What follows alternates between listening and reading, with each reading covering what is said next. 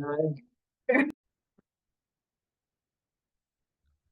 evening, ladies and gentlemen. I'm Al McGrean, Chair of the Paradise Recreation Park District Board of Directors. Welcome to our regular July meeting.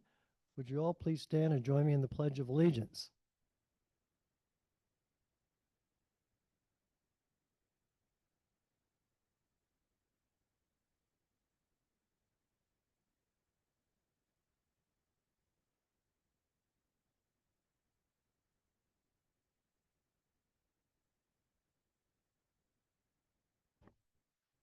Thank you, everyone.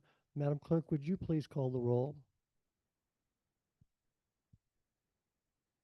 Yeah, before I do, Scott, is Mary online? Do we know she's not coming at all? Okay. Then give me 1 second.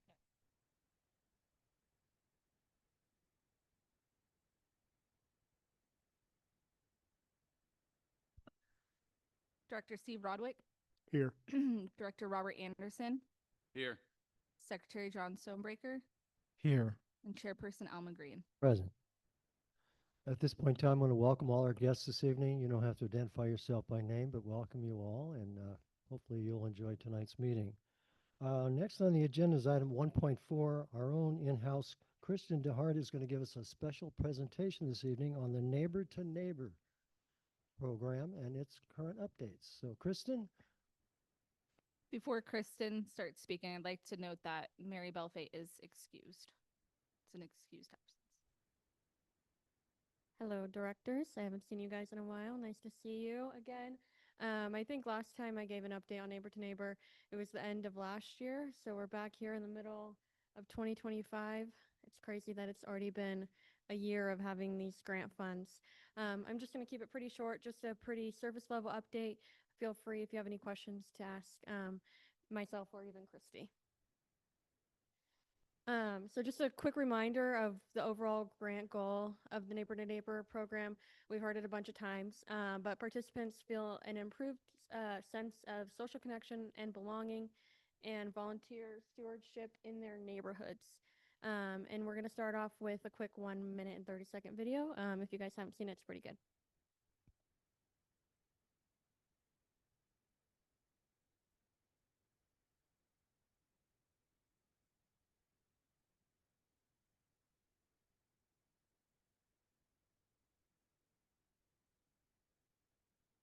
I'm Dan Efsef. I'm the district manager for the Paradise.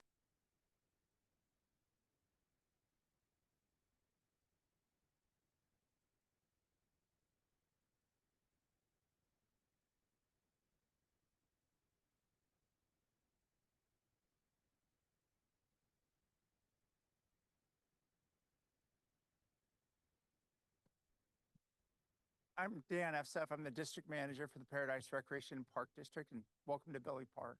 Day of the Campfire, this is one of the places that was kind of an impromptu shelter in place within this pavilion here. Set in motion for us just a lot of things about how important parks are for the community, their role during emergencies. You know, the neighbor to neighbor funding has helped our local community. It's not only allowed us to have those connections to different organizations, we have a whole rich suite of different events. So there's a lot of opportunity for neighbors to get out on a repeated basis, do some art with each other, build a house, come out and do a nature walk or do our nature and forest therapy guided trips. We're even incorporating what we call pyrotherapy. So folks that are very triggered by fires, even smoke, but also just getting to know their overall infrastructure around them and getting out. The neighbor to neighbor program kind of amplifies some of that sense of community and connection is so important. I think this funding has allowed us to do kind of next level on putting neighbors in connection with each other. So we have folks that are better equipped to handle emergency events. If something comes up, they're sharing information with their neighbors. So what is neighbor to neighbor? I think we're finding that out right now. I think we're starting with this idea that we're all connected. But, you know, a big part of this is trying to combat the epidemic of loneliness as a whole host of different effects on health and mental well-being. And so we're kind of, I think, exploring that now with a different type of medicine, and that's connecting people with each other.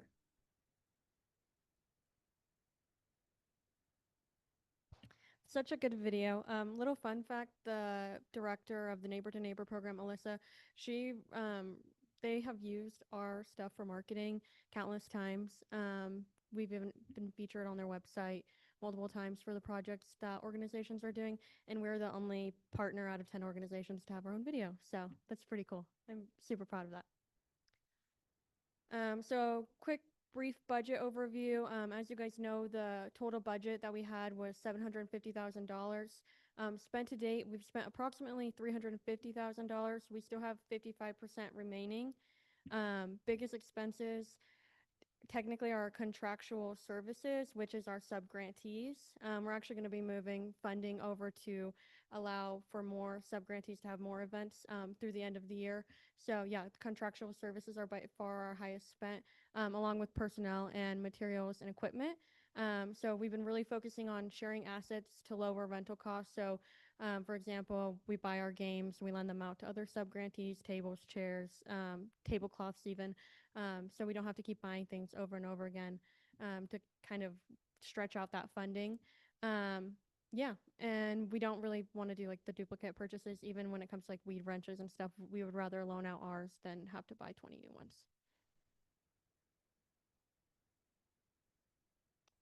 So metrics so far, so it's gone up about 2,000 people since I last presented to you. So almost 4,000 total participants, and that means that they signed up for the event and they showed up. So that's a very good number. 20,000 participant hours, over 90 or 9,500 total signups, and that leaves us about a 64 completion rate, meaning they sign up and they show up. That is kind of people sign up for a free event, they want to hold their spot. Not every time they show up. Oftentimes the events aren't super capped out a certain number, so it doesn't affect that much. That's not a bad number to have. And we've had over 300 events the last year, and we are the highest number for surveys, events, even disaster preparedness events. Out of all the grantees, we have the highest numbers for those, and we're the smallest community. Besides, Nevada City is probably comparable. Ways that we're connecting our neighbors. We have large events, medium events, small events, and classes. We kind of have strategies that we've found that have worked for each one. For our large events, as you saw in the video, those neighborhood defining bracelets have been huge for us. People often see those bracelets on the table and they're like, what are you guys doing here? Is that candy? No, it's not candy, but do you see the color where you live? Let's put on a bracelet. And we kind of trap them into it and talk to them about the program. And then they learn that we have a free kayaking day or a free walking group. And then they're like, oh, wow, this is cool. So it's definitely been a plus. And then bingo cards and connection corners. So at big festivals, having those connection corners, rather you can't connect everyone at a huge event. It's nearly impossible. So at large craft fairs and such, we'll have a corner dedicated to neighbor, so it's not funding the whole event, but for people that are interested, they will come and chat with us. Medium events consist of craft stations, community games, name tags, and greeters upon entry, meaning they have an iPad. They're able to kind of direct them to the next spot and make the attendee feel comfortable with coming to the event. Because medium events can range, to a couple hundred people, and for someone going to an event alone, that might be a little scary. And then small events, name tag with a fun fact, circle sharing, icebreaker games. In that picture, you can see Butte County Fire Safe Council did a reforestation and growth tour in Concow, and they're in there sharing in a circle. I think, Dan, you might even be in that circle sharing. So that's awesome. And then classes, we really focus on creating a third place. We have multiple classes that meet once a week. I think we have around almost 4 or 5 classes that meet once a week, which is insanely good numbers because this is a free event for them to attend. So between yoga, the art classes, the children's, we have a walk in Concow now, and we have a walk here in Paradise. So yeah, everything's going great with creating a third place for them. Challenges so far, kind of what we've learned and challenges that we've had. The main one is reaching the whole community. That one, we have a lot of elderly in our community, and it might not necessarily, they might not be on social media. Not everyone's on social media, even younger people. So what we've kind of done with that is social media, of course, but door hangers. They gave us some door hangers, but we've even ordered more. Those seem to be a huge help, especially when we're doing events at local parks like Billy Aquatic, spots that have neighborhoods around them. We'll put all the information on that door hanger and hang them up about a week before the event. And it usually only takes like an hour. So it's actually a good use of our time and has a really good retention rate compared to social media. Of course, our activity guide, and we have done mailers before too. And then hundreds of events, limited capacity. Our team has done a tremendous job of all taking pieces of this large grant and working together. You know, I asked Scott for things, Jeff, Christy, Dan, literally everyone has helped make this a reality. Christy, shout out to Christy for literally doing everything with the budget and teaching me so much on how to manage grants. She is amazing. And then yeah, just kind of streamlining our process. We have streamlined it a lot since the beginning. Kind of how the applicants come in, how we put on the quarterly plan, how we budget. It's flowing really nicely. And then obviously the funding will expire.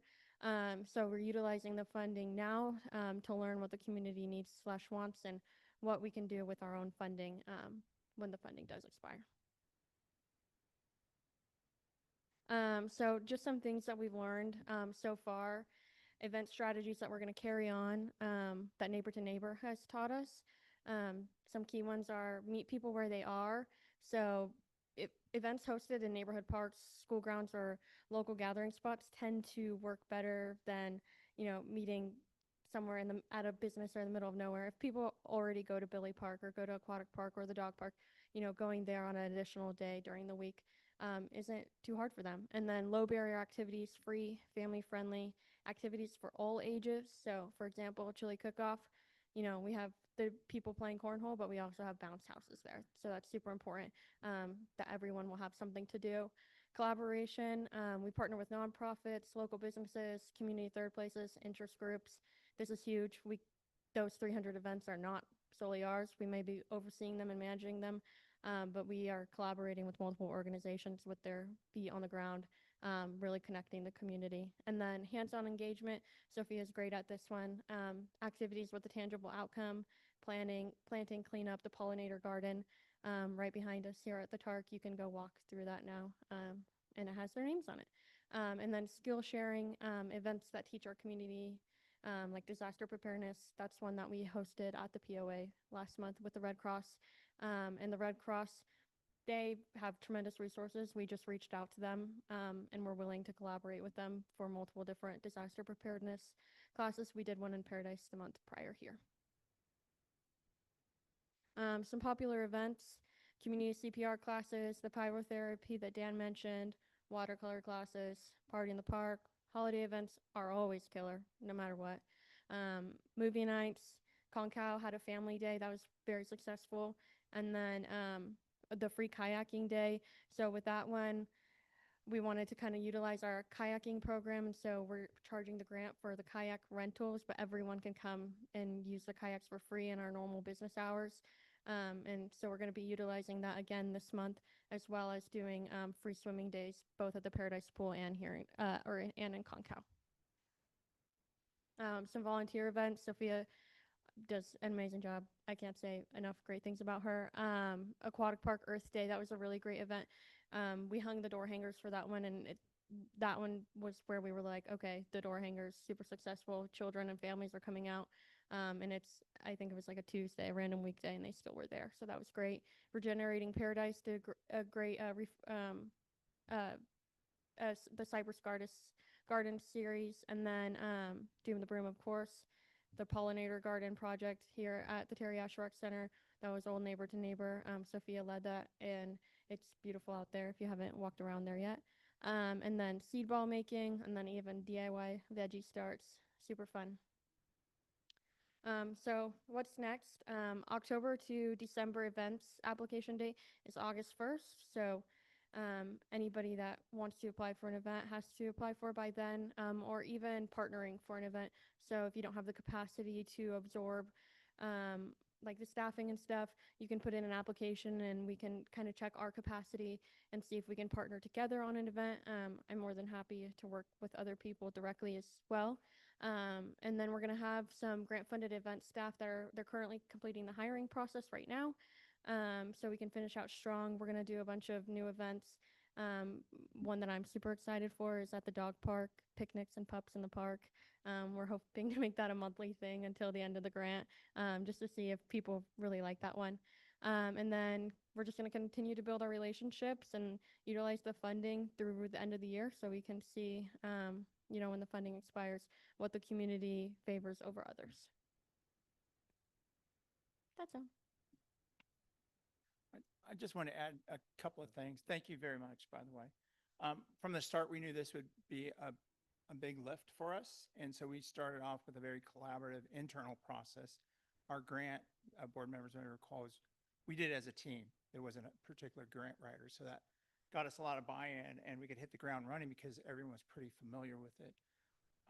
Now that we're kind of in the implementation phase, I just wanted to kind of shout out to Kristen and to Christy and Sophia especially. A lot of team members have been an important part of this effort, but they've been kind of the nucleus on getting this stuff done. And so I just wanted to really acknowledge that and thank you for that. Thank So, you. Kristen, thank you for the update, but before you sit down, do any of the board members have any kudos or questions you want to share with Kristen? I'm curious about the pups in the park. Have you reached, you're probably obviously working with the animal shelter?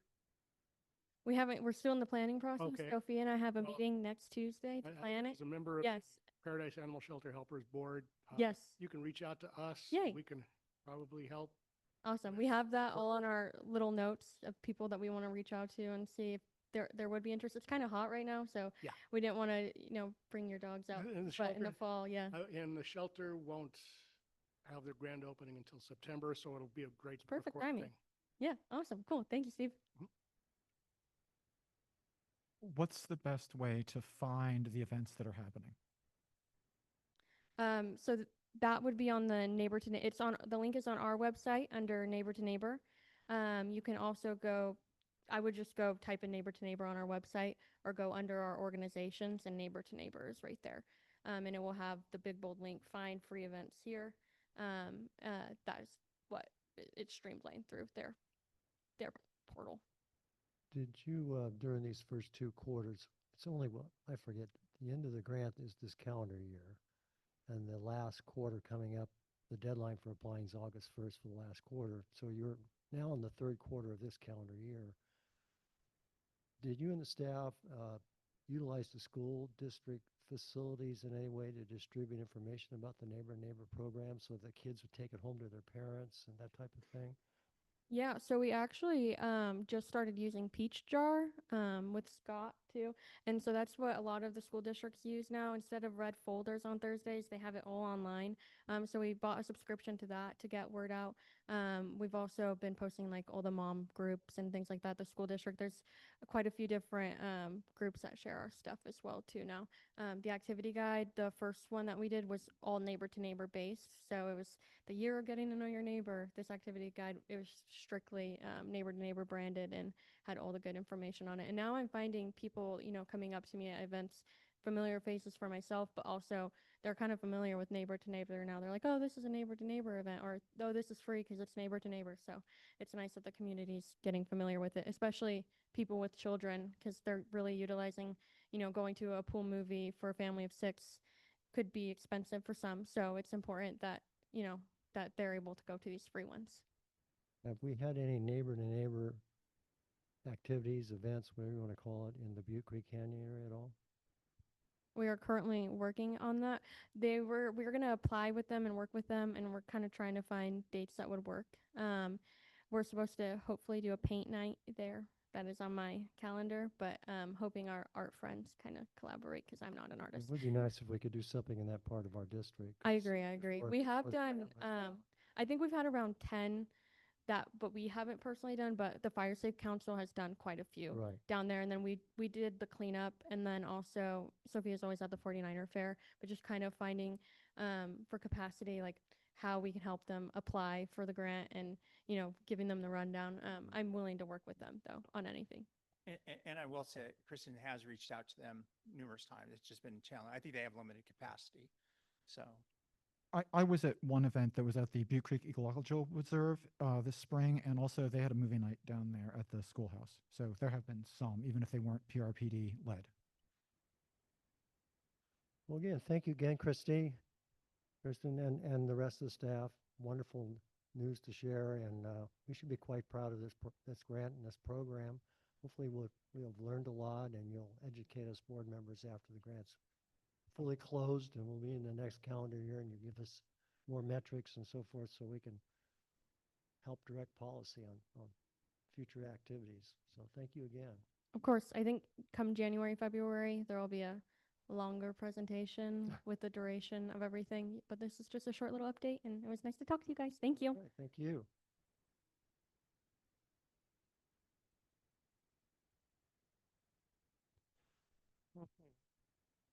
Next on our agenda is public comment. This is an item on the agenda required by state law that any public agency board that meets must afford the public the opportunity to express comments on things that are non-agenda items if they so desire. So is anybody here this evening wishes to exercise that option?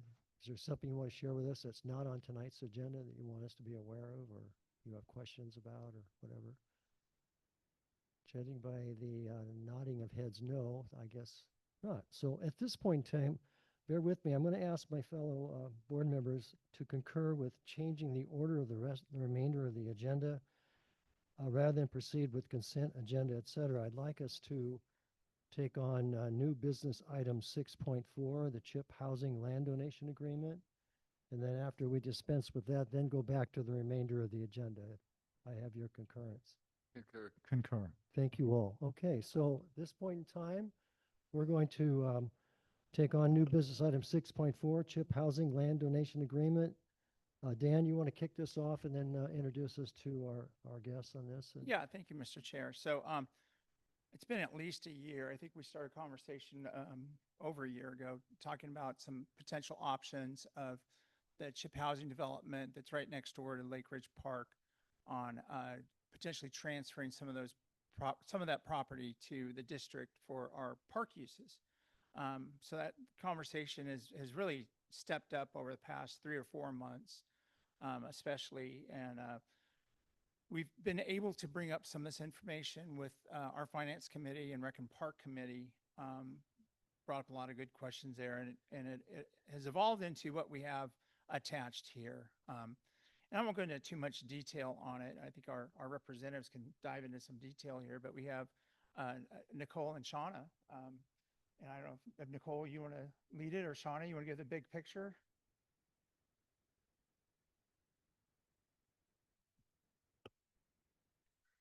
Good evening, members of the board. It's so good to be here. My name is Shauna O'Shaughnessy. I'm the president and CEO of Community Housing Improvement Program, CHIP.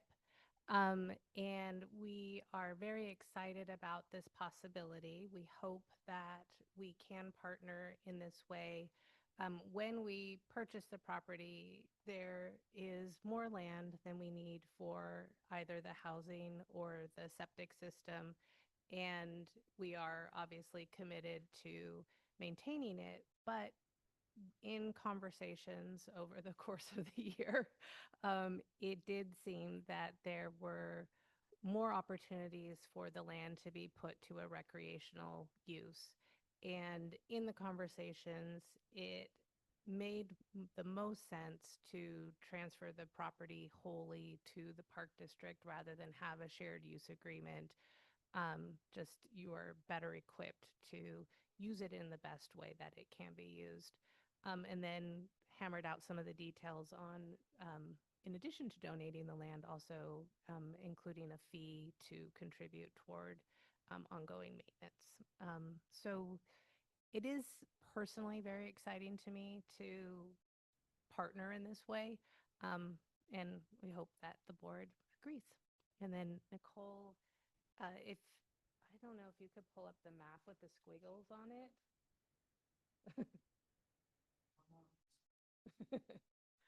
It's this Nicole created this lovely map, so she can kind of walk through it. Okay.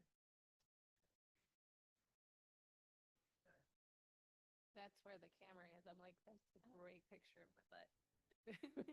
That's great. Hi, I'm Nicole Ledford, and I'm from North Star. And up here's Squiggles. So one of the things that we recognized early on with our project is it's how it was adjacent to the planned Lake Ridge Park. And I'm going to walk over a little bit here. So this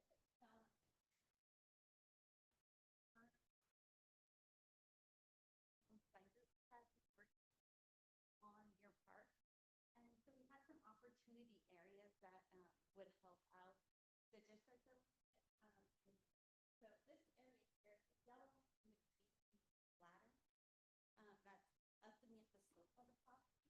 And so we thought that and the district recognized too that making your park could possibly come this direction or modifying the plan to utilize this contour so you how to use it. That wrapping piece and this flat be beneficial. Oh, I guess I could be doing that. Look at that. And then this area, obviously, the red means that it's really steep. But it still is a good opportunity for some of that mountain biking, so that there would be a opportunity for not only the residents there, but the whole community to be able to use the property. And as noted before, CHIP, their investment really in this area really is to improve that community itself, and such a great location right next to the park for the residents. The other documents that we prepared are some legals, descriptions, and some plats that would be recorded with the agreement itself. So you can see, and they go more into detail about what actually the dedication would be.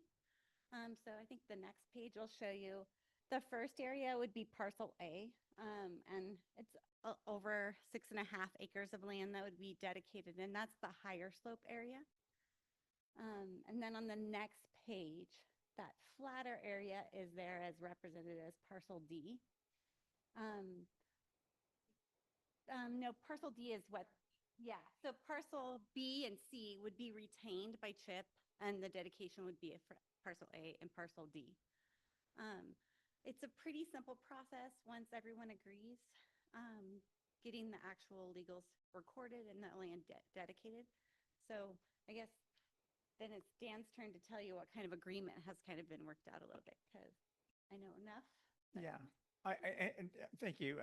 I think Nicole's been great because every time we have a conversation with our team, the lines will squiggle a little bit more, and she's been a very quick turnaround on getting materials to us.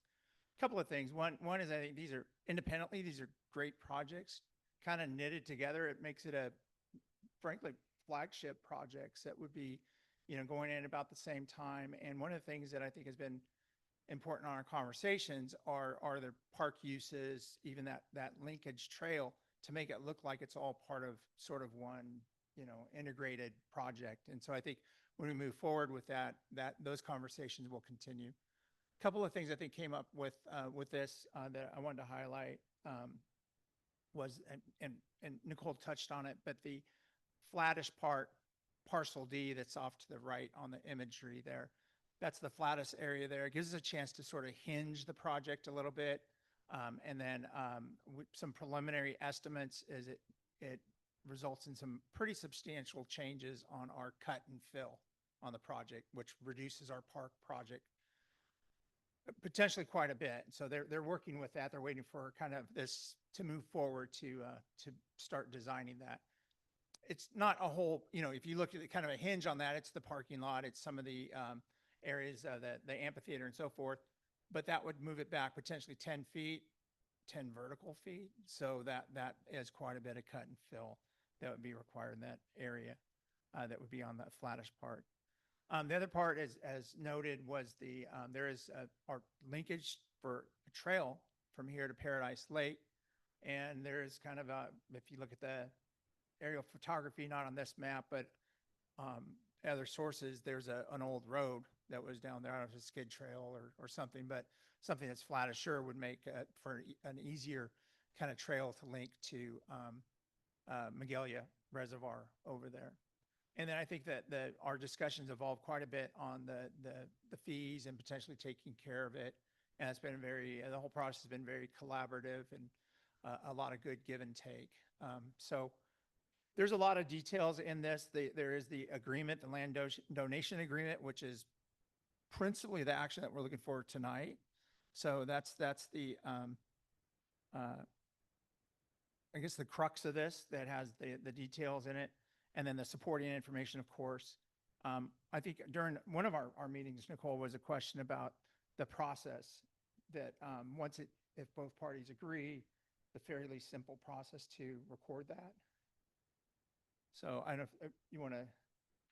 She can explain the recording process, but the chip board has approved and authorized this from our end. Yeah.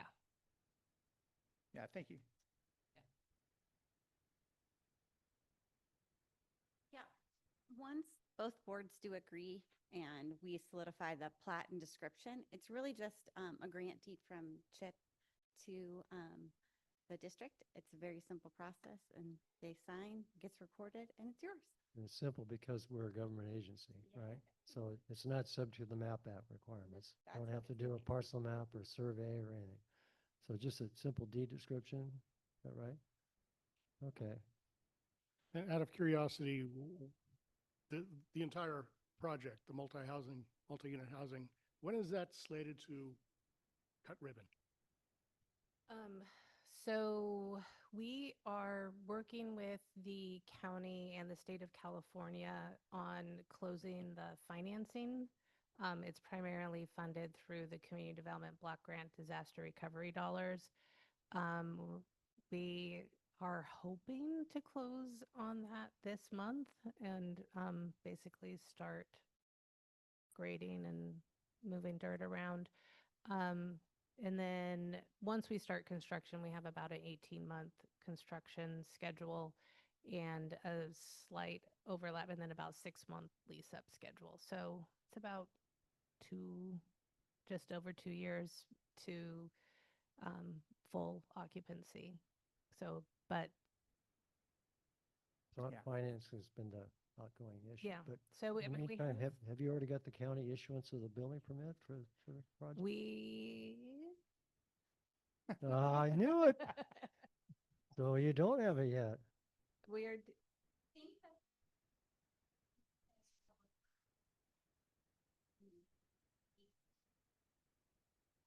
Think that I think they finished the first middle of the building today. So And I think we separated the grading permits from the building permits so that we could start Okay. um, while we're still finishing up the building permits. Okay. I mean, there's 64, 1, 2, 3, 4, 5, 6, 7 buildings. Right. So, Right. Well, we're going to think best thoughts for Yeah. this, right? thank you. One thing I think came up in our Rec and Park Committee was the idea of potential uses on the future septic areas. And it seemed, surface uses, I call it, that aren't footings, they aren't digging that area up, they're not disrupting it. And that there was some support for that. We weren't at a place to bring that up. And so that would be a kind of a future thing, whether it's a dog park or whether it's some other uses there. The dogs can't dig, but, or dig that deep, but some other uses we'd have to run by. But at this point, it didn't seem like that was something that we were ready to even talk about. So it was just not part of the transfer anyway. Yeah. But that did come up. I wanted to just bring that up because it did come up at our meeting. There've been so many things that we've brought up, discussed, and then solved. So it's hard for me to kind of pick on the things that we haven't discussed yet. The agreement has gone through our legal review. So it's ready for your consideration and any questions you may have. Any questions from any of the board? Can you clarify the encumbrances related to the easement for light and air?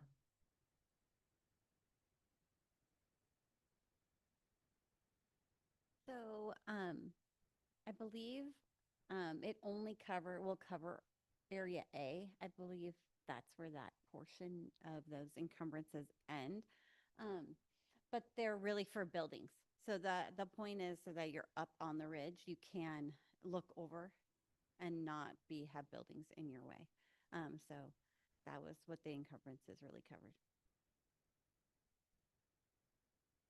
Go back and see the map that Allison sent me. But my understanding is that the subdivision map prevented any structures on the downslope below the drainage ditch. Yes, structures. Okay, Yeah. correct. Yes. So I But just wanted to, that only will impact Area A with the original map. I think it only covers Area A. I have to look at the parcel map itself specifically. well, I can call that up. Oh, but do you have it? Oh, yeah, I have it. Allison sent it to me. Just one moment. But obviously, Area A is much more valuable, or Area D is more Yes. valuable if we could actually build something there. My understanding is that we could not. So I wanted to know if somebody who does this as a living could clarify that, rather, because we know that we removed some of the encumbrances on those properties. Yes, you're speaking of. So we didn't remove from that encumbrance the ability to use septic in that area because they kind of put a blanket like covenant on it that it couldn't be used for anything. And we were able to take out the septic portion because that would all be underground. Working with Butte County was really easy on that item. They really didn't have any concerns. If there are specific buildings that we can look at the elevations and see how I would assume working with the planning department at Butte County, if we can show some elevation changes and if there are actually any impacts to the view shed, I think that would be their biggest concern. Okay. I do Thanks, Rick. have it here in the recorded parcel map does say free of all building structures and leach fields. And we did remove the last portion Yeah. through the planning commission. So I just wanted to make that known to everybody in the room that there is an encumbrance, I believe, on both of these subparcels. Okay, I can double check too and go Okay. back to Dan too to Very good. make sure. And then, like I said, the planning department at Butte County has been really helpful. This is one of their specific plan areas or neighborhood plans that they are really encouraging growth at. So they've been really easy to work with to try to improve the area for the residents of Magalia. So, so if I understand the encumbrance you just read, Mhm. it says no building, right? The words here I can show you. Is it building, the word? Does it say structures? An easement for light and air over those portions of land designated restricted use area, which is both A and D. Okay. Said portions of land to be kept open and free of buildings, structures, and leach fields. But Okay. we went through the Buildings, planning commission to structure, remove, building and structures, okay. right, so that portions that are underground are not going to impact the light and air in the way that above ground structures might.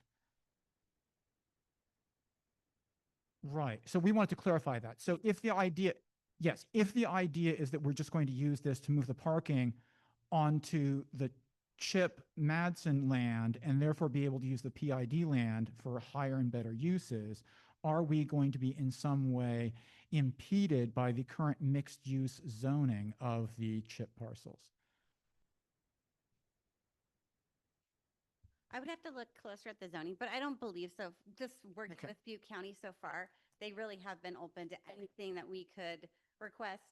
There were also a couple watershed protection things that were, this map is Mhm. pretty old, that were antiquated based on what current process is at the county. So they were easy to work with on that as well. And the planner I've been working with at the county who knows this area pretty well is Roland Mhm. Pickle. So he also could Okay, we're acquainted with Roland. We worked with him through the creation of the Upper Ridge Community Plan. So that we had previously been informed by staff that putting a parking lot on the Stimson subway parcel would be impeded by the current zoning. So we want to clarify that in fact there is no such encumbrance here. So the zoning itself was modified on all of these Yes, lots that's just correct. They were recently. modified Mhm. from general commercial to mixed use. Yes, we Yes. recall. So just for my own edification, between your discussion and with this Director Roderick, I'm not Roderick, but Stonebreaker, this encumbrance that exists on the original map.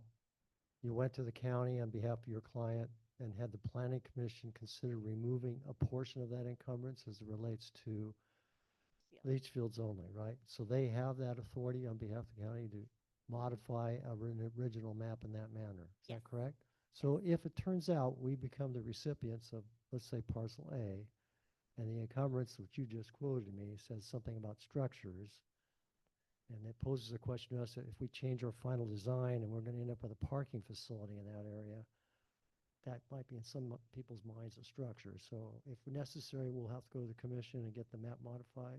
That could be a possibility if, and like I said, we discussed this with Roland up front, so you guys could have that Okay. information. There are pretty clear definitions in the zoning code for Butte County, so we'd have to look up structures specifically, but, yes. Mhm.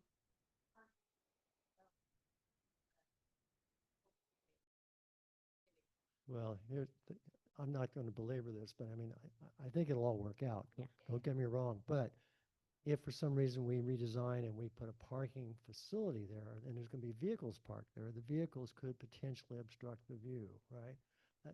I'm just playing devil's advocate here. I'm not saying that's going to be the case. Get that. Yeah. Yeah, and like I said, I think it's worth a discussion. I also think that it's really easy to produce some view shed Right. exhibits that would help even understand if that is an issue. But I think it would be safe. I'm only speaking as one member of this board, but I think both these land uses, if they become reality, are big pluses for the community up there. And I hope that we get all the support we need for that to happen. So. And our experience really has been that the county has been very supportive in moving things through. Some they've done on their own without too much from us, and some we've helped out with a lot of. Thank you. Any other questions from the board?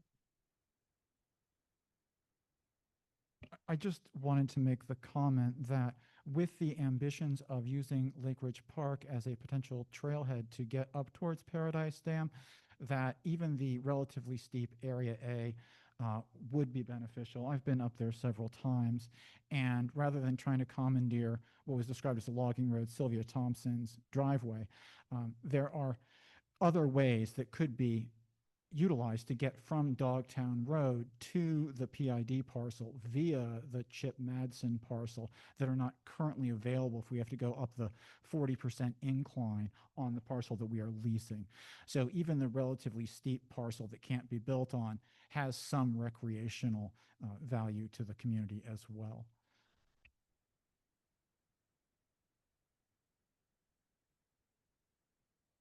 Any other questions? If not, we'll bring it back to the board and we'll consider some action here. We had public comment on this item? Is there anybody in the audience who wishes to comment on this agenda item before we bring it back to the board? Well, judging by the silence, I guess there's no one else who wishes to speak. So now it's back to the board. We have a recommendation before us to authorize the district manager to finalize the agreement and complete the land transfer tasks with the applicant, which in this case is Chip. Mr. Chair, I authorize the district manager to finalize the agreement and complete the land transfer tasks with the applicant. I wish you had stated it differently. You can't say I authorize. If you could just make a motion that the district authorize. Didn't I say the district? You said I authorize. Okay. Authorize the district manager to finalize the agreement and complete the land transfer tasks with the applicant. That's a motion you made, right? That's a motion. I didn't hear you say the word, but that's all right. Okay. Is there a second? I second. Okay. That a motion has been made and seconded. Madam Clerk, could you call a roll call vote, please? Director Robert Anderson, Aye. Director Steve Rodwick, Aye. Secretary John Stonebreaker, Aye. Chairperson Alma Green. Happily, aye. Thank you Motion- all, everyone. Motion carries with 4 ayes. Thank you. This is very generous. Thank you.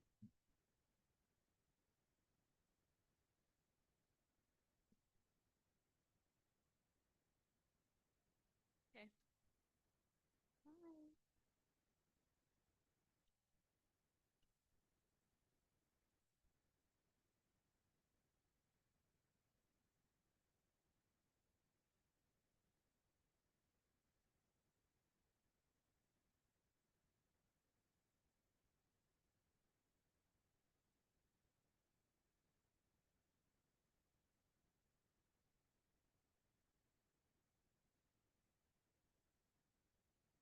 Okay, we're now going to move on to the next item on the agenda, which is consent agenda, of which there are 4 items on consent. Is there anyone amongst board or staff that wishes something to be pulled from consent before we entertain all of them in one action? I move to, or I'd like to pull item 3.1, the minutes of June 11th, 2025. You want that pulled? Okay. Yes, please. Anybody else? If not, we should entertain a motion to act on items 3.2, 3.3, and 3.4.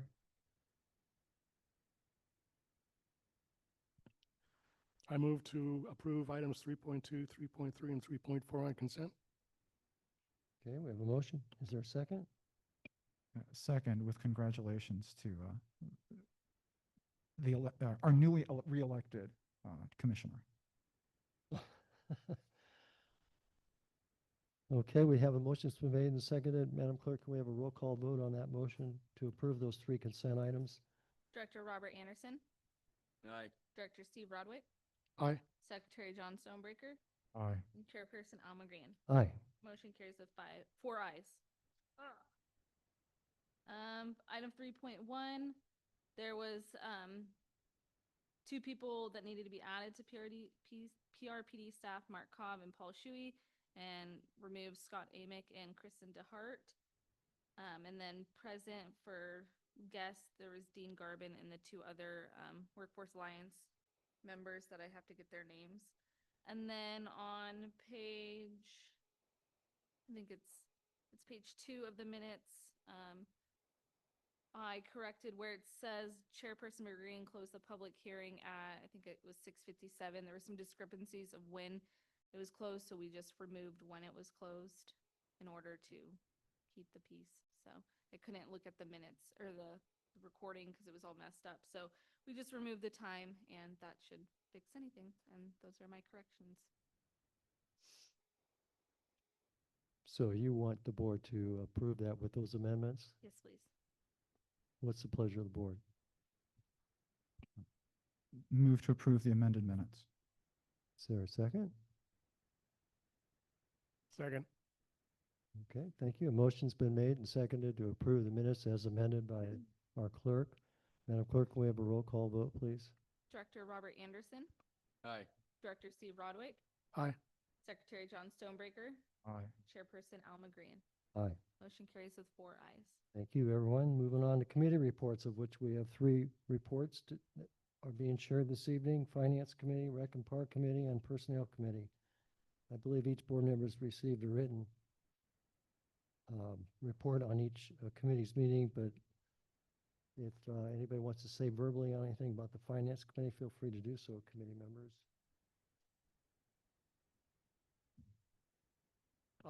Well, we just discussed number 1, and we're going to discuss number 2, so we can Okay, move on.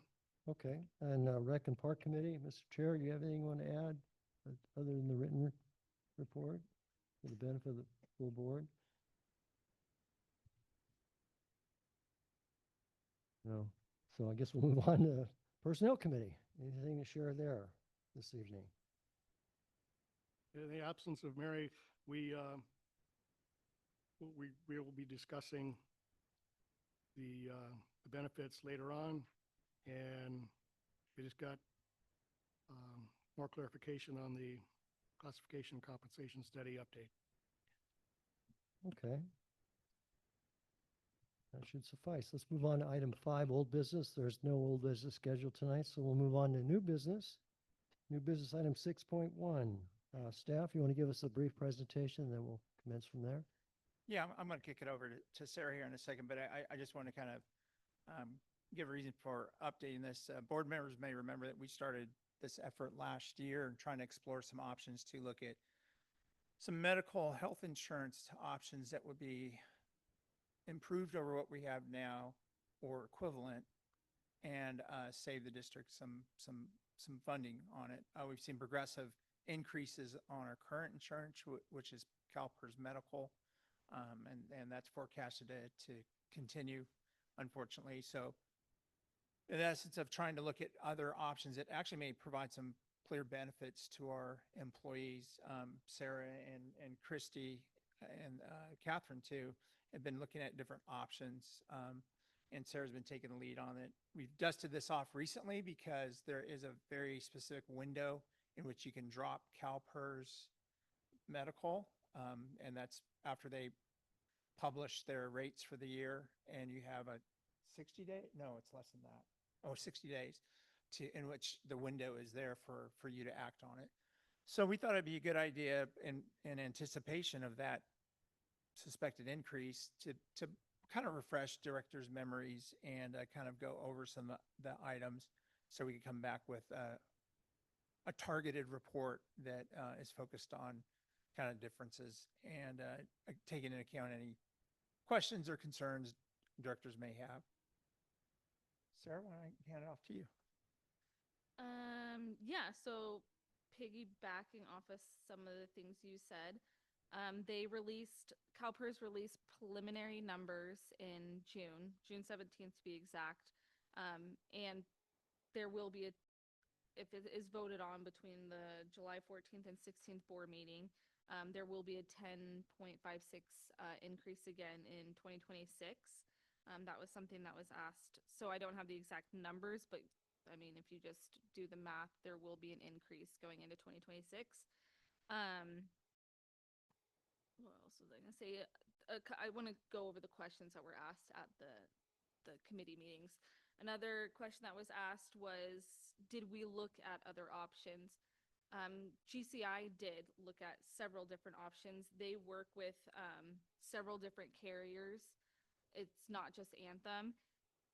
There are cheaper options, they stated, but the reason why they're putting us in the path of Anthem is because it is incredibly comparable as far as the benefits, the low premiums, the mass coverage around Northern California, and it is comparative to what we currently have, just at a cheaper rate. So while that rate might be more expensive than some of the other rates, we don't want to change what we're giving our employees. We don't want people to have to switch all their doctors and this and that. So the rates that they're able to give us are cheaper than what CalPERS is going to be. So I wanted to answer that. Other places were considered, other carriers were considered through GCI, but this is what they're presenting to us because it's equivalent to what we have. Where that gets a little trickier is for the retirees, the Medicare. So from what I am understanding, they do not have to go with Blue Anthem.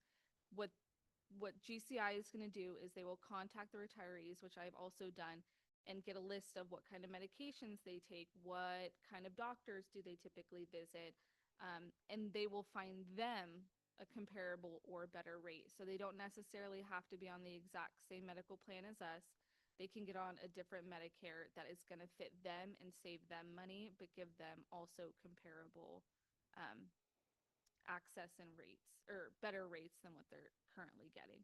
So I can't give too much on the Medicare side because there's a whole different process that's going to happen with them and GCI, which I've called all the retirees. The only person I haven't heard from, one person out of the 6. All the retirees seemed very receptive of moving away from CalPERS Medical because they've also taken a hit significantly on what they have to pay out of pocket through CalPERS. So they are very interested in the discussion of leaving, but they definitely want there to be a discussion with GCI and see what rates we could give them as well.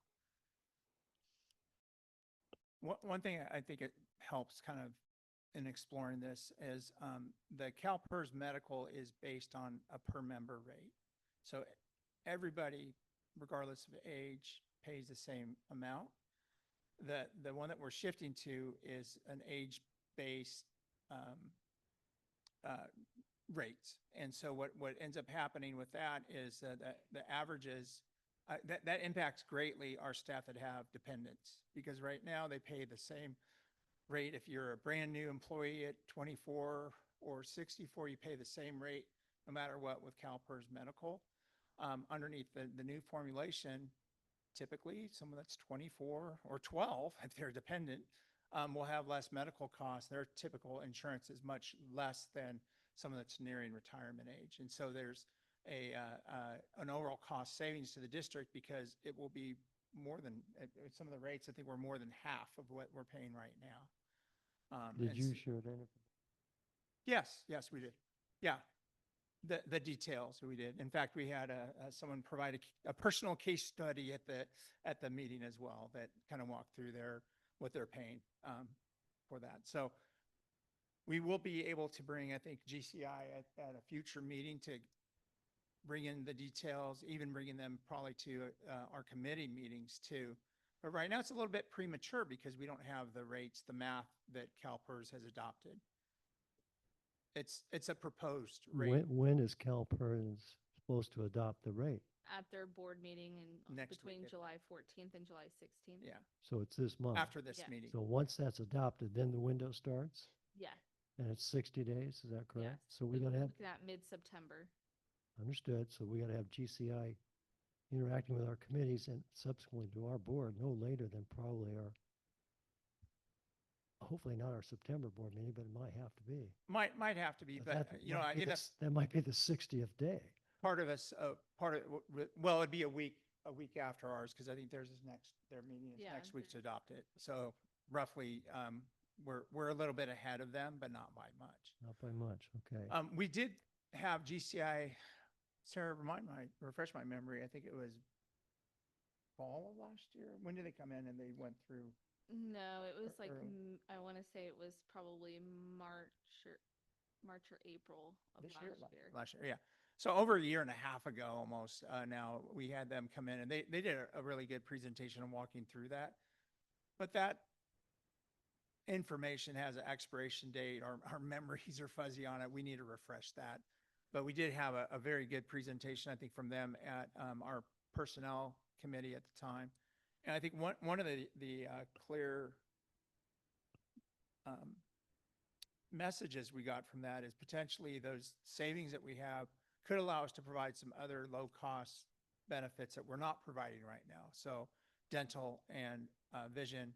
And then also, I get the acronym wrong. It's not an HSA. It's HRA, health. Reimbursement account. So the difference with that, if you're familiar with the flexible spending account, which is self-funded, it's a use it or lose it at the end of the year. This is an amount the district would pay up to whatever number we select. Let's say, for example, it's $3,000, $2,000. We would authorize a payment card for that. If they don't have any medical related expenses, the district doesn't get charged. But there's still enough room in what we were currently paying last year to be able to provide that amenity as well. So there's a whole suite of options that could be possible, or we could just simply reauthorize or jump to the new program on the medical insurance side of things. Anyway, that's getting into some weeds from a year and a half ago, but thought it'd be helpful. Well, from a committee standpoint, I heard this twice in both finance and personnel. And John, jump in if need be. We recommended, or we gave feedback with regard to if the CalPERS rates, the preliminary rates turn out to be the rates they publish, we would give feedback as to, or actually recommend that we switch over to the new thing based on one, feedback from our employees. What I was told it was positive. And two, what I pointed out is younger people generally aren't in a position to pay higher premiums, but older are. There are exceptions, of course. But if you've been here 20 years, you're probably in a better position to pay a higher premium than being here 2 weeks. So that was my take. And John, if you want to add anything. Yes. So assuming that the estimates of the PERS rates for 2026 turn out to be close to what they actually agree on next week, then it does seem like the deal GCI is offering will provide better benefits to the employees for slightly less. So not that we're trying to save a lot of money, but that we're trying to get more for our money this way. So HRA card will reduce those out-of-pocket expenses. So if there's a certain amount that an employee might have to pay before the insurance kicks in, then that eases the burden, the out-of-pocket burden on those employees. So I do think that that would benefit like employee retention to know that they have good benefits here. And it seemed from what we were presented, it seemed like it was going to be the better option for our staff. Okay, those comments are helpful for me. How about you, Robert? Are you, they give you clarification? Okay. And I think, we would want to definitely refresh the information, the data that we have, see what those comparisons are based on the new rates that CalPERS has, and then also, if there's any anticipated rates from the other one. It just goes to apples comparison. But Mr. Stonebreaker's right. If it stays relative to what it is, and everybody increases by 10%, well, it's still a better deal to go to the new insurance. So. Right. And with respect to timing, if we need to have a special board meeting, I think at least 3 of us could be amenable to meet with notice to approve this if it comes to that. Is there anyone in the audience who wishes to speak to this agenda item?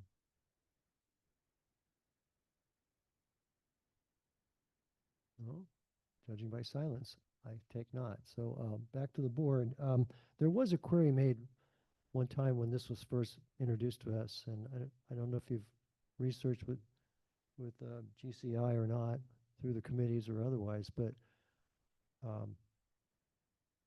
can the benefits through CGI be made amenable to board members? And I don't know if you've got answers for that at this point in time, but that, Yeah, it would be up to the district. I mean, because we're paying the bill, so Right. GCI doesn't have any decision in that. It would be a district. it's totally external to the district then. Yeah. Okay, very good. Well, I don't see any harm in us just giving you direction, just proceed, assuming that they're going to adopt this new rate anyway. It's going to be an increase.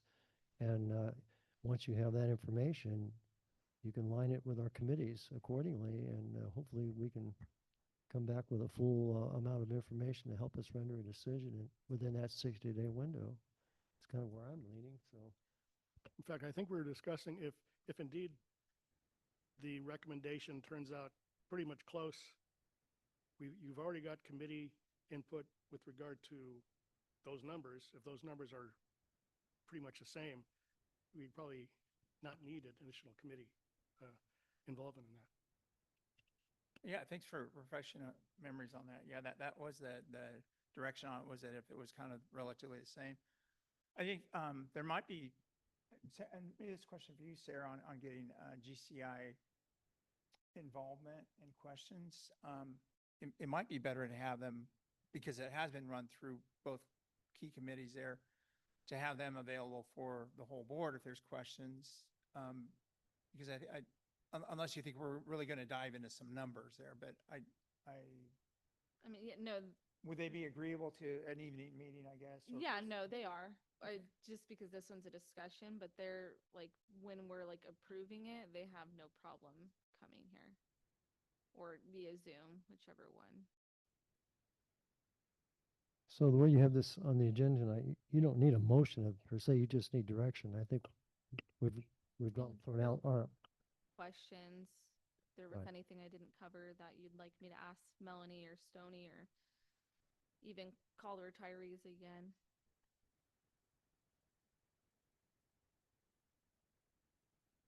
So you were successful in contacting all but one retiree. All but one, but she might call me tomorrow. Okay. I left a message.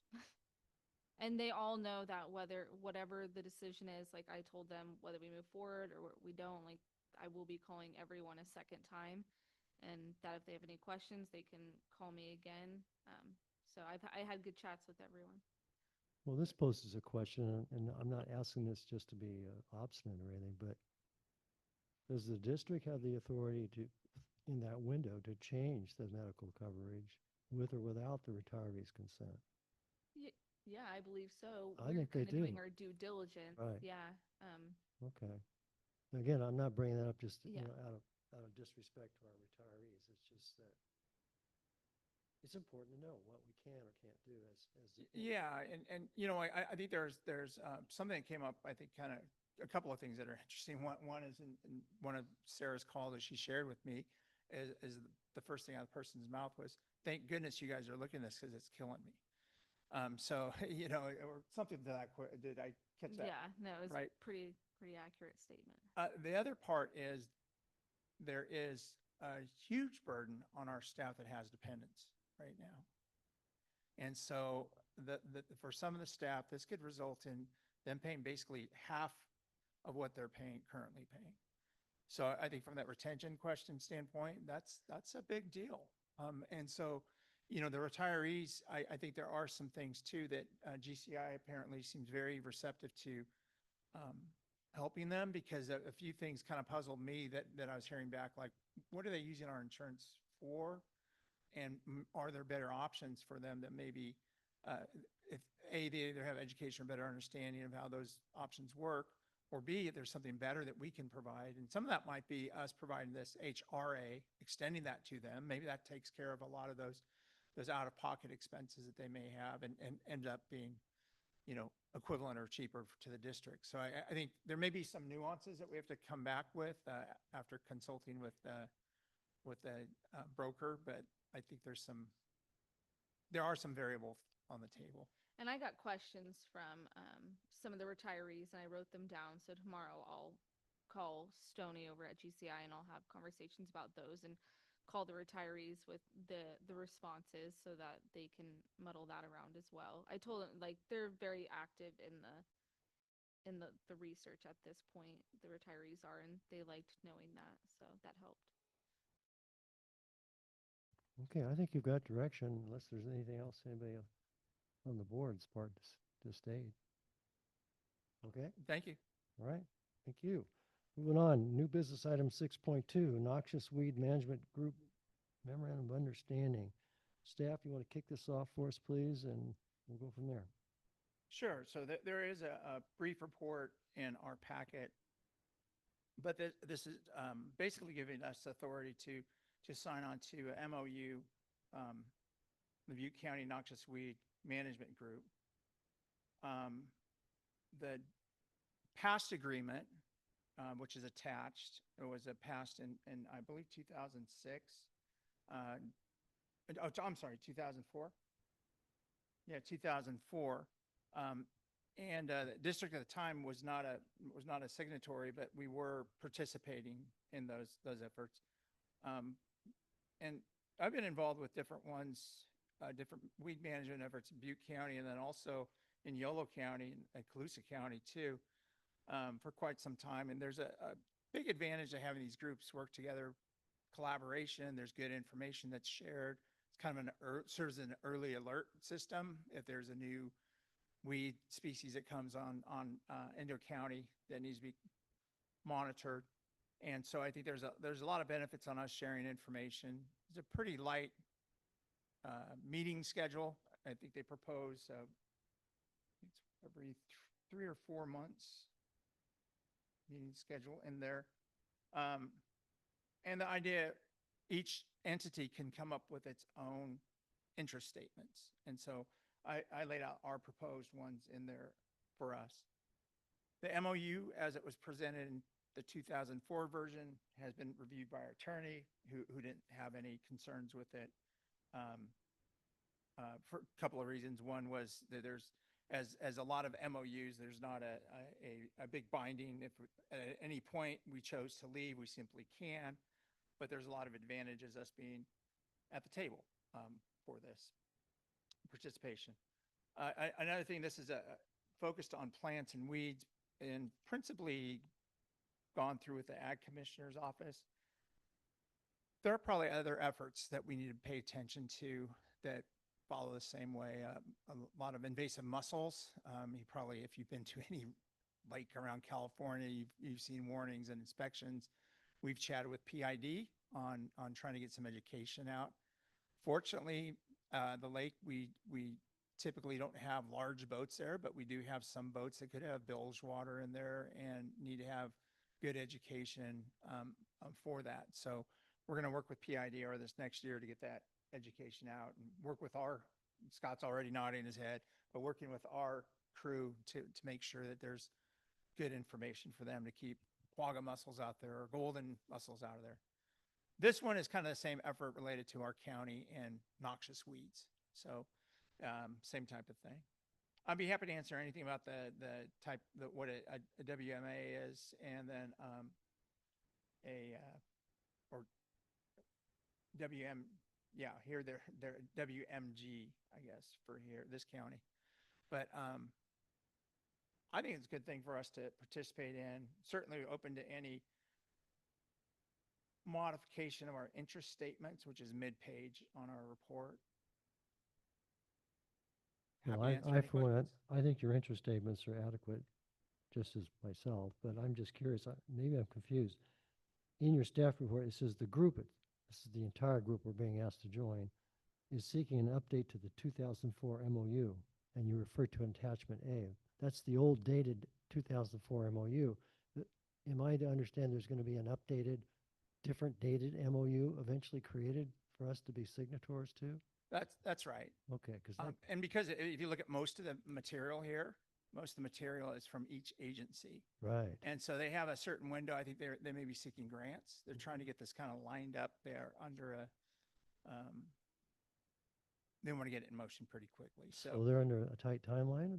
Yeah, and I'm not sure the reason why. I don't know if it's grant or I know that at one point these weed management groups got state funding for a few years, and so that they were very active in the early 2000s because the state had provided some authority for that. So I don't know if that's the urgency or not on it. I could take a peek at correspondence I might have. So was this brought to you from someone from the county? Yeah. Who was that, if I may ask? Which department? Oh, the county ag commissioner. There, okay, that makes So sense. someone that works under That the makes county ag sense, commissioner. okay. And that's pretty typical for a lot of counties. Some counties will have, if they have a natural resources Right. entity, will do it. Right. Some places, the resource conservation district can be the authority there. So you're asking us, before we give you direction to proceed, whether or not we're agreeable to your suggested statements to go into the MOU on behalf of the district. Is that correct? Yeah, and I think the essence of if the district's interested in participating, giving me that authority and working Mhm. out that agreement, I suspect that some of the language here on the purpose and introduction, a lot of that's not going to change. What's going to change is updates to everyone's interest statements they provide. Okay. And as for fiscal impact, we're probably already doing what we're going to pledge to do. And so whether we say yes or no, it's the dollars are the same. Yes, I would in fact argue that if there's potential funding, Collaboration. it may be better for us. So what happened Okay. in yellow for us, a couple of weed species, that a partner would get funding for the weed management area, and then we could participate in that. We already pre-signed up for it if we chose to. So it becomes a lot more opportunities come up. So yeah, I think it's information, and then also we get information from some of our other fellow agencies that see a new species, can share information about how they're treating it, and kind of tapping into some education material that someone else is already doing that we may want for our district. So I think there's a lot of pluses for it. Agree that it will be easier to train our employees to identify and treat or remove these noxious weeds rather than trying to come up with all of that training material ourselves if we can leverage this collaboration. Yeah, and I think there's a few statewide groups that are really good on getting information out. In yellow, especially when I was there was a big push to have people understand the landscape plant choices that they make, especially if they live next to a stream, can have really detrimental impacts. And some of this stuff is still being sold, at the big box stores, and really shouldn't be in California. Home Depot used to sell Scotch broom. Yeah, exactly. No, being a person of the dirt, especially during the campfire, there's a new weed every year. at least one.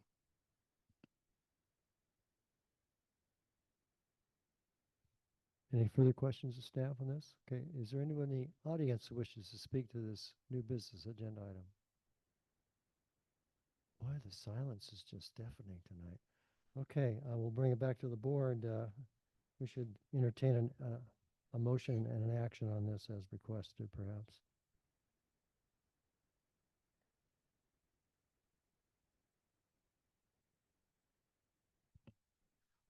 Mr. Chair, I authorize district participation in the WMA and have the district manager to finalize the MOU. Okay, we have a motion. Second.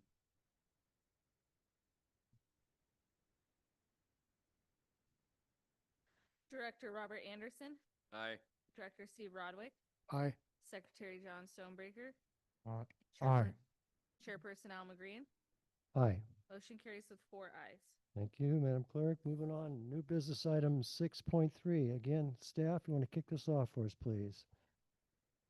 Thank you, Mr. Chair. So I'm on page 37, really brief report there, but the town has been fortunate to receive a Governor's Office of Land Use and Climate Innovation Award for extreme heat and community resilience program funding. Basically, what it allows us for is provides the district up to $79,500 to participate in these efforts. This is exploring a whole bunch of different options on anything from coming up with input on the town's response to extreme heat events to exploring options for buildings and facilities. So looking at what would be needed to either upgrade or make a facility a cooling center, for example. So I think there's a lot of pluses for us to participate. The town felt that our parks, our facilities, and just some of the input that we can provide would be beneficial to them. So they built us into the grant. So grateful for their consideration on it. The rather lengthy MOU is attached. So it starts on page 38 and then runs all the way to 54. Has been reviewed by our attorney, and she saw no objections. Recommend move forward with authorizing the district manager to finalize the agreement. In your interactions and discussions with the town staff, I guess that's who you discussed this with, I assume. Did the question come up whether or not OPR and Butte County's made a similar application through this program or not? I'm just curious. I don't know. No. It hasn't come up with me, and I haven't looked into it. Just seems sad. I mean, if it's just only one part of the ridge, but is what it is, right? So actually you make reference to an agreement, but the title of that document is actually, it's an agreement and an MOU both. I don't know why it's in the title that way. It doesn't matter. So the action you're asking us to do is just to authorize that document. Okay. Questions from the board? I did find one thing where we're incorrectly referenced as Paradise Park and Recreation District. But I did want to, in regards to the CFC's roles and responsibilities, but I did want to comment that it's refreshing to see the town interested in creating a shade forest here again and acknowledging the impact of the loss of the pre-campfire shade canopy on the health of this community. So I hope that the district's participation, as specified in the work plan, is not limited to upgrading buildings, but also in guiding the reforestation of the town and preserving our existing shade canopy and strengthening it in certain areas. It's very interesting the way that City of Chico is focused on increasing its shade canopy, and the narrative up here has been that the trees are going to kill us, both between the trees that were destroyed in the fire or became non-viable after the fire, or everything that was destroyed for the construction undergrounding process. So like especially coming from above the fire, coming down here in the vast lines of sight, and riding the bike up the hill on Monday and not having any shade. It's quite a contrast.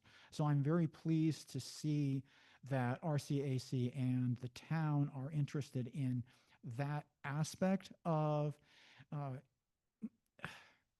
extreme heat mitigation. So yes, having places, even if it's like you're going up the bike trail and here's a nice little copse of trees where you can get out and rest in the shade before you continue. So very pleased to see that, and I hope that the district over the course of this grant, or sorry, district staff will keep the policymakers apprised of how things are going, because we want to make sure that we can leverage our expertise in land management and all of that, that the town might not have those skill sets to say, this is what we need to make a comfortable place for people who are out, to be able to say, we're going to go out and enjoy this sunny day and not be horribly sunburned like one of the people that I passed on the trail on Monday. So very pleased with the structure of the grant application, and commenting also that you can tell reading through all of this that it came from state government. One thing I had a query about, the document itself that's attached to your staff report has an execution date on the very first page saying May 23rd, 2025. Was that just a typo, or is that just by something that needs to be corrected before we authorize you to proceed with this agreement? It's on page 39 of our packet. It does say this draft partnership agreement, so I understand that when this is finalized, that will be amended. Yeah, I well, suspect that might be the case. I also can envision a situation where the state may require it be completed by a certain date. well, that was my next question. In Is which there, case, that would be fine for us to predate it. I mean, we've had some conversations here on it. So I don't think there's any sort of legal exposure by having that in there. I'm not worried about that part, but I guess my next question would be, is there a timeline associated with the creation of this extreme heat resilience plan? And what is it? There is a timeline. I think it has been in flux because it took a while for it to get to this stage. And so that hasn't been from that time that we initially talked about this, I think with them over a year ago. They haven't updated that. We are planning on having, depending on how it goes here today, participation, a kickoff meeting over the next couple of weeks or so. So I think that will answer a lot of questions that they have not quite wrapped their head around yet, because there was some delay on getting this out to us and then from the state. Right. So I'd like to offer this when you have the kickoff meeting and you're assuming we're going to authorize you to proceed on our behalf as a district. Find out what that timeline is and ask how that relates to the soon to be awarded contract for the town of Paradise to update its general plan, which will probably take place during their August meeting or possibly September town council meeting. So there may be a relationship there. And that might be, if it's got a decent timeline, it might be a planned product that could assist the general plan update process, hopefully. So Yeah, and this might be a good topic for our liaison meeting to dive into. It's interesting because we're a sub applicant on this. This isn't our project, so a lot of details we don't have just yet. But certainly, as we find out more, we'll share it. And I think it's going to be a very public process. What the town has indicated is they want to get information from the public on this. So I think that's why kind of the suite of partners there, and kind of suggests that it's intended to be a very public process. I did note that in the task list that there's going to be a lot of public input throughout the 2-year scope of this grant. I did want to ask, do we know if the town or the other contributors have already approved this? My understanding is that town has, at least they've agreed to the state grant acceptance. I don't know Yeah, and that's why we left it like this, with that finalized, because it could be possibly changed depending on how they look at it and we look at it. But if our intent is to move forward with this, I didn't want to have us come back with, hey, these are the sections that have changed. So I think the intent from our board is good enough to move forward on the agreement side of it. If there's, provided there's not any substantial changes that our attorney objects to. Agree. Again, I'm very pleased with the language of this and the tasks that are laid out. So even if there are slight modifications, so if the town as the lead applicant has not approved the final form and small changes need to be made, then I'm willing to give the district manager the latitude to finalize the agreement.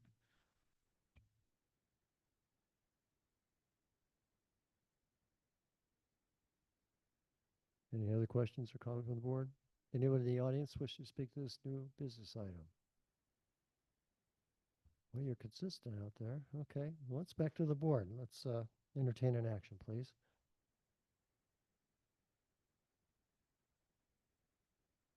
I will move to authorize the district manager to finalize the agreement. Second. So we've had a motion made. It's been seconded. Madam Clerk, roll call vote, please. Director Robert Anderson, Aye. Director Steve Roderick, Aye. Secretary John Stonebreaker, Aye. Chairperson Alma Green. Aye. Motion carries with 4 ayes. Thank you, everyone. Moving on. District report. Staff, we have a copy, but we'd love to hear what you have to say tonight. So, I think I would like to ask our 30-year employee, Jeff Daly, to come up and mention some things. And they said it wouldn't last.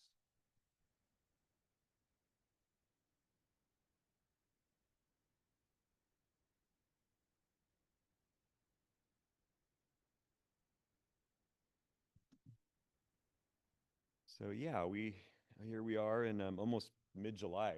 Scott and I were talking. We couldn't believe it's really flown by since the summer started. A couple sections that I wrote about in here on page, what is it? Page 70, 78, 77. I'm sorry, at the top, the aquatics, both the Paradise and Concal pools open to the public Monday, June 9th. We have a really good crew of lifeguards this year. We have quite a few new ones. It's going well. Each pool is holding adult swim, open swim, and swim lessons. First session of swim lessons, the Paradise pool had 45 people registered. And let's see, Concal having 5 participants, so not as many there as in some years, but the participation's been really strong at both pools. Paradise, I haven't looked at the numbers. I haven't averaged them recently, but about a week and a half ago I did, and we were averaging about 75 people a day at the Paradise pool. I did not compare that to last year, but it does seem like it's quite a bit higher. We've got aqua aerobics. That's a really strong program at the Paradise pool. We've got the Boys and Girls Club bringing groups in 3 to 4 days a week. We've also got at the Concal pool, we've got the Spring Valley Concal Camp, Scott's program, bringing kids to the pool 3 to 4 days a week, I think it is. So that's boosting up the enrollment over there at Concal. Anyway, we're in the second session of 3 sessions of swim lessons at this point, and they're almost sold out in Paradise. They're doing really well this year. We did open Sundays this year in Paradise. We're open 7 days a week, and it's going well. We, gosh, a couple of the Sundays we had 35, 40 people, so I think it's worthwhile having it open.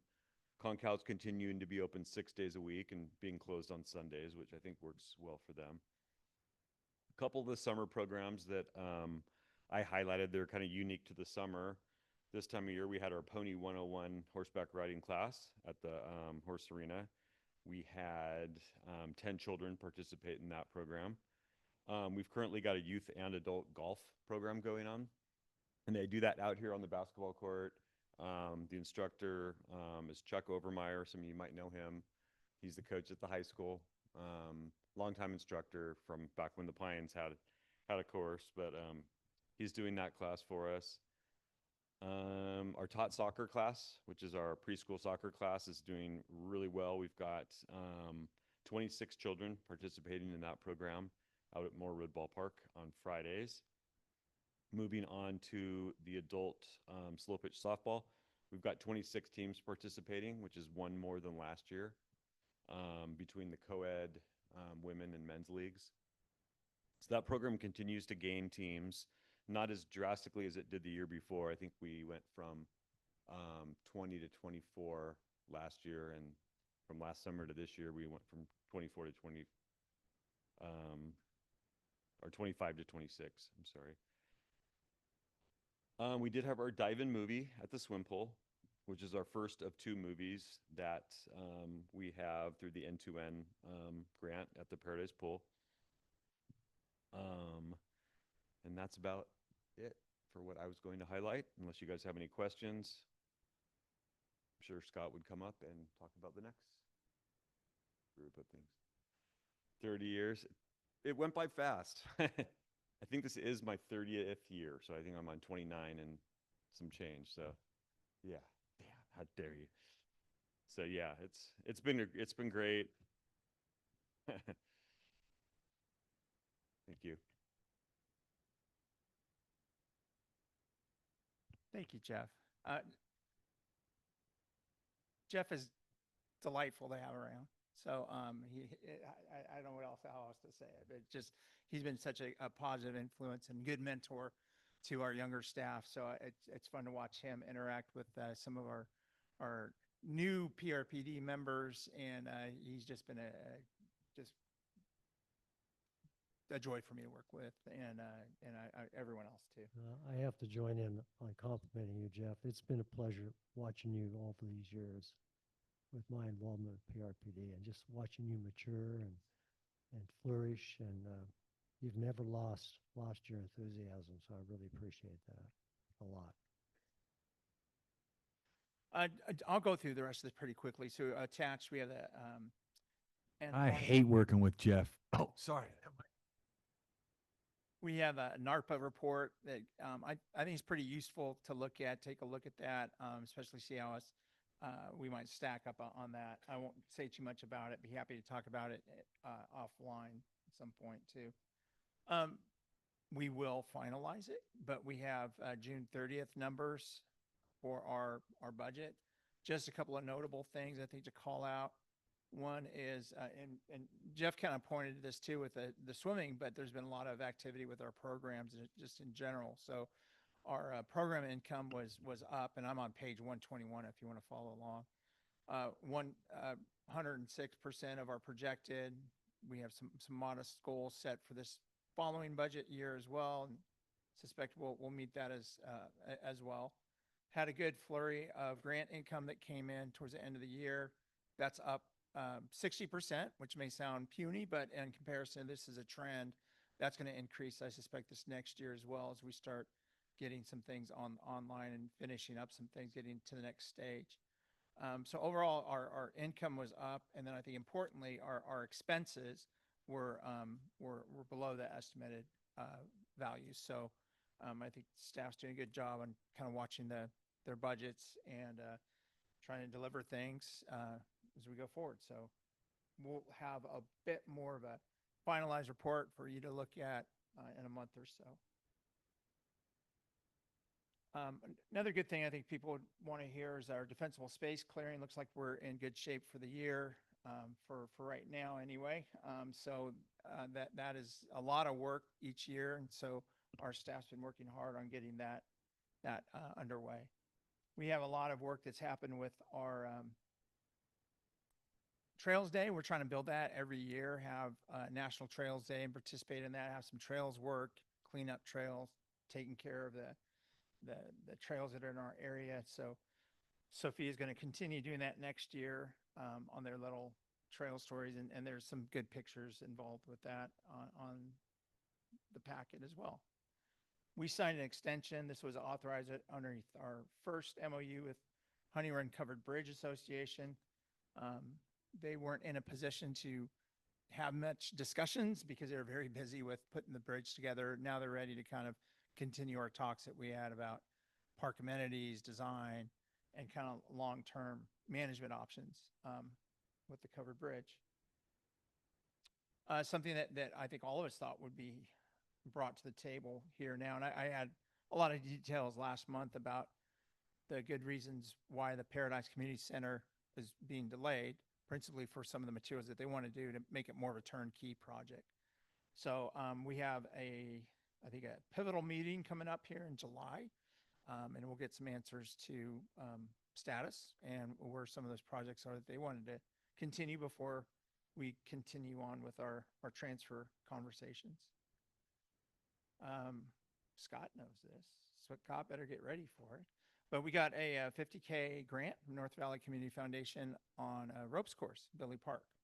So that's going to be important for a couple of reasons. One is it wasn't fully funded with the grant application that we had for the bike features and the other amenities there. Also, I think importantly, it provides funding for us, for our staff and equipment. So some of that equipment, just to what, 40, what do you have, enough belts for climbing harnesses for 40 students or so, I think. Yeah, so, trying to have that all sized up, that individually is okay, but to get that number, that multiplication adds up. And so this is going to be a good grant for that. We're still going to probably need some additional funding for some of the features there that we'd like to add, and we'll keep you posted on when that comes back to the board for consideration. I kind of got a little mixed up on the updates here. Some of it is, I see Lake Ridge comes up a couple times here, but we're making good progress on it, and we'll have more to share here shortly. I know Christy's been working a lot on some of the pre-purchasing items. I don't know if there's anything you want to add that's significant, but I think we've been chipping away at that. Probably the next frontier after some additional discussions will be the restroom and some of the other features there. Playground equipment is, we put in that order though, right? Yep. So the playground equipment's in. So that's great. Just a couple of updates on Aquatic Center. So our Aquatic Rec Center, we have some plans that have been reviewed by our insurance company. Slows down the process a little bit, but I think the advantage is rather have them give any criticism, concerns, questions now, rather than once it's underway. So that I wasn't involved with the meeting, but Mark Cobb was at a meeting with them last week and went through some of that design team issues. We've submitted those plans to the town, and there's some things that we're going to gently push back on. So, for example, there were some comments on the building colors and some other things that we felt they don't have the design standards to really point to. It seems a little bit more discretionary comments on it. So we're going to gently push back on that. See if we can move those things along. So we'll keep you posted.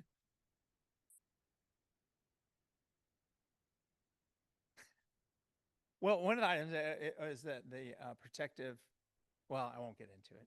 I better not get into it. So some of it, when you lay it out, don't make as much sense. I'll put it that way. But so we're going to try and work with them and see if we can come up with an agreeable solution. I think it says on this report two proposals, but I think that Nick Trover has received the third proposal for utility and septic work on the site. So I hope to have those for us to review here shortly. So on that subject, in the meantime, I couldn't help but notice on our check register a rather substantial payment to Romtech, like 100K. Is that for the construction of the building itself, that cost, or what? Yeah, it's probably covering their initial work here that they've done on the design and so forth, and getting that kind of queued up. But the overall building is going to be well over $1 million likely. Right, so I thought. that's going to be, that's not untypical to have kind of 10% of design work. So hopefully whatever the town staff's pushed back on gently, supposedly, it's not going to create some major problems for our design team that's building Right, the right. building. And we are being judicious on watching those funds. However, a big chunk of those funds will be covered by insurance. I know. So that we are, trying to be good stewards of those funds, but it doesn't give me that much heartburn to see those bills right now because presumably we will get reimbursed here. Okay, thank you. You're welcome. We should have caught her on the way out, but we did have an agreement with North Star that the insurance company reviewed for site planning on our shop property. So that's a big milestone for us. They have I think we have a good framework to move forward with it, with the idea like we have the insurance rebuild portion of it, plus code upgrades that are required, district upgrades that we may want now, and then kind of future phase on the site. So that may include some things that we may like in the future, but don't have the capacity to do now. One thing that I'll bring up now that we'll probably, hopefully if all goes well, we'll bring it to the board at a future date. We have connected with a company called Site IQ, and they work with government. They particularly specialize in energy efficiency and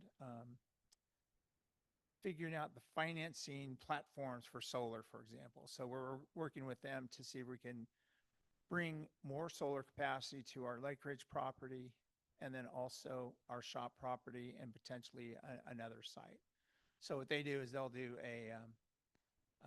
at some point when that comes a little bit more mature, I'm just kind of giving you a preview now, but we'll have them come in and kind of explain their services and what they've just determined, doing a little investigation on options for us.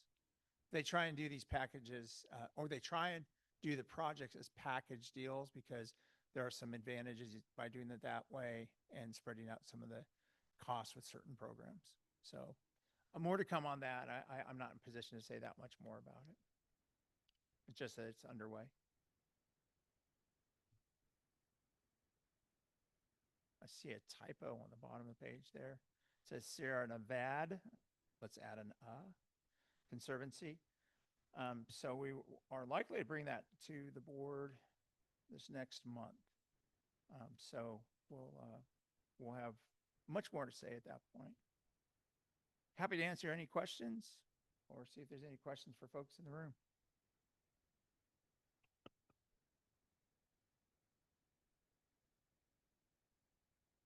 I don't see any of the board members wanting to ask anything. Anybody in the audience wish to comment on the district report tonight?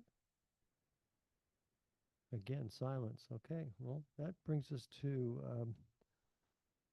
item on the agenda called board comments. We'll start with Director Roderick. Do you have any comments you want to share for the good of the order this evening? I guess just an update I learned yesterday, a little bit of delay on the upgrade to the animal shelter, the old section. They were supposed to re-roof it.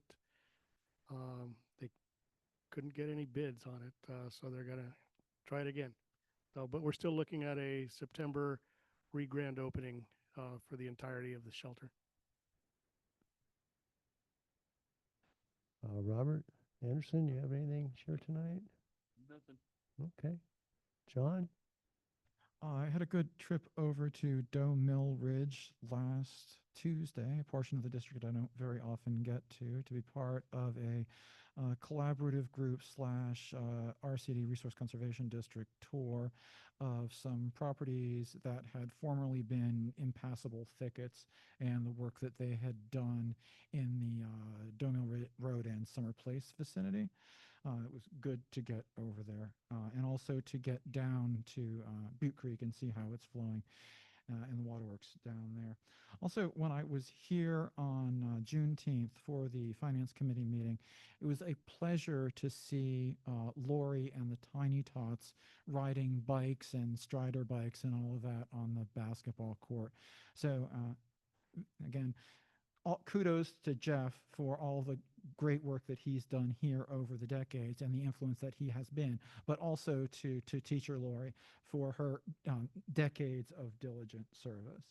And I would say also, as we're looking at potentially financing additional solar capacity and the school district usage agreement for the Paradise Pool talks about the PG&E costs. It really would be nice if we had not just solar photovoltaic, but the possibility of having solar thermal heating at that pool to not keep burning fossil fuels to keep it warm enough for the swimmers. So I've brought that up before, and I don't know if that's something that we can get bids on, but that's something that it certainly seems as though it will more than pay for itself in the long run. And one other thing, as I'm looking through the meter report, so there's a lot of uncertainty right now regarding the interest rate forecast in the wake of the budget reconciliation.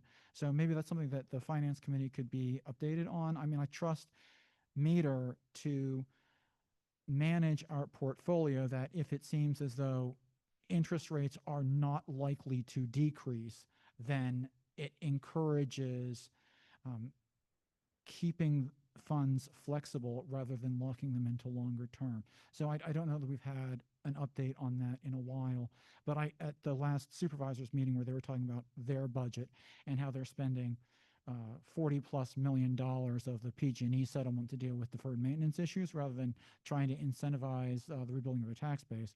I did bring up also that the treasurer's policy there might need to be revisited. And so it's good that we have Meter looking at those things so that when we got our PG&E settlement for damages from the fire, including the loss of ongoing tax revenue, that happened to be put into the market at a good time, and the county unfortunately put their money into the market at a bad time and chose unnecessarily long maturities when keeping that money in shorter term securities and waiting for the probable increase in interest rates at that time to go up. So again, this is, I don't know, there's like at other agency meetings that I attend, there's a place to ask for future items to be agendized. So I'm sort of putting that here, that I'd like to hear an update on, does Meter think we are going to continue to receive 4.4% in the future, and can we or should we be locking in those rates as regards to our long-term operational deficit and whether insurance or interest income will continue to cover that? Thank you. Actually, Mr. Chair, can I?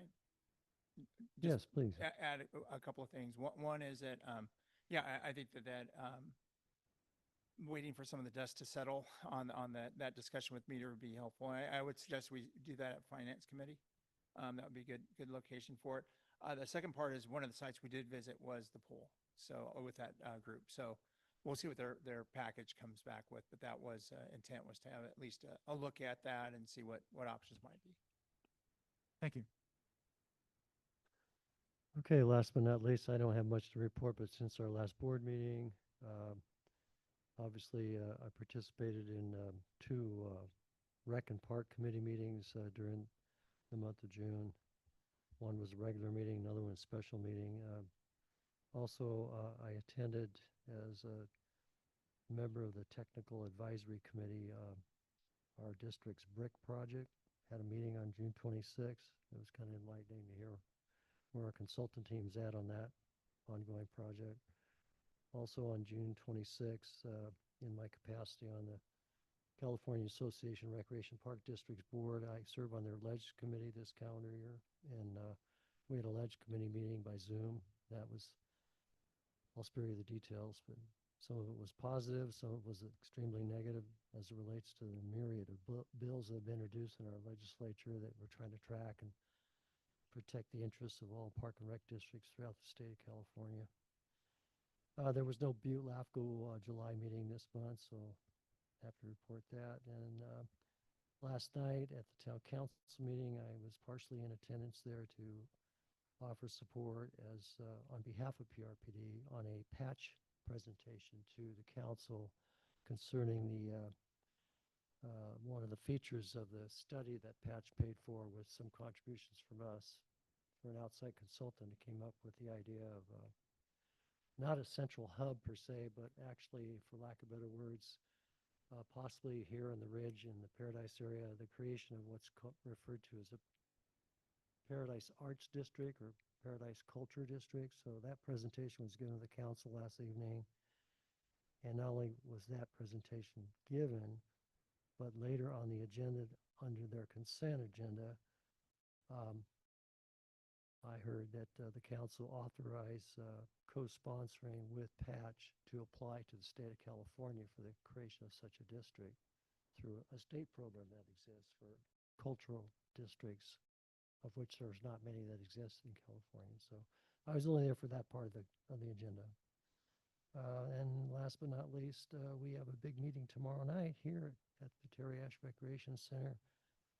It's a community-wide meeting concerning our brick project. So hopefully some of us will be here tomorrow.